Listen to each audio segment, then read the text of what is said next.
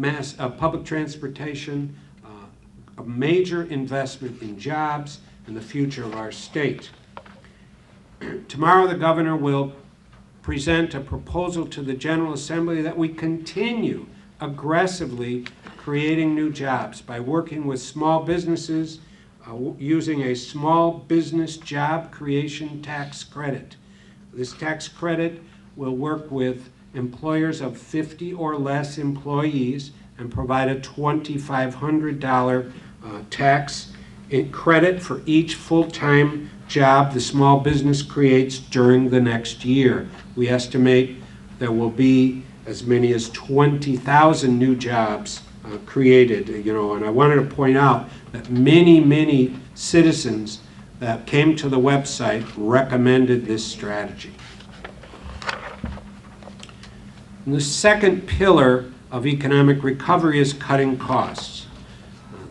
Governor Quinn has brought together his team, worked with the agencies, reviewed all the possible cuts that need to be made. We're going to begin with state employees. You can see in the PowerPoint, many citizens said, well, gee, find some savings in state employees. Here's Kevin from Jerseyville, who says we need to limit state-paid or reimbursed travel for state employees. Rosa from Chicago, she says she is a state of Illinois employee and she's willing to take furlough days. We've identified $203 million of cuts for the coming fiscal year with furlough days.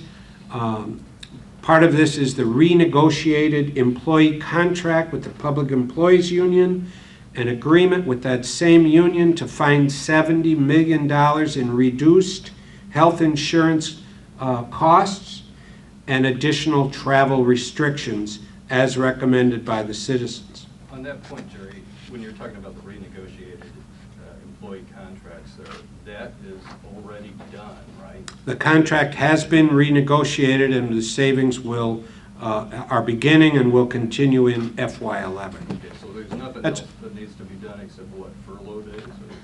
The furlough days have to be detailed out. That's part of the agreement, and the additional travel restrictions will be imposed.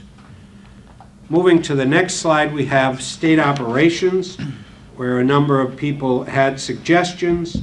Here, beginning at the bottom, we're going to have continued state office consolidation. This year we found $14 million of savings. For fiscal 11, we'll have an additional $11 million of savings. This is where we're going to have to consolidate state offices, have fewer leases. We can't afford to continue at current levels. Another suggestion that came from a number of people, including Senate President John Cullerton, but many others, and you see citizens themselves, Raul from Chicago, I'd like to suggest that all contracts be reevaluated. Now, the governor has ordered us to reevaluate all contracts over $1 million that are not yet up for renewal, and we have already begun doing that. We will continue through the entire list of 250 contracts over $1 million. We'll review them, we'll reduce them or rebid them to find all possible savings.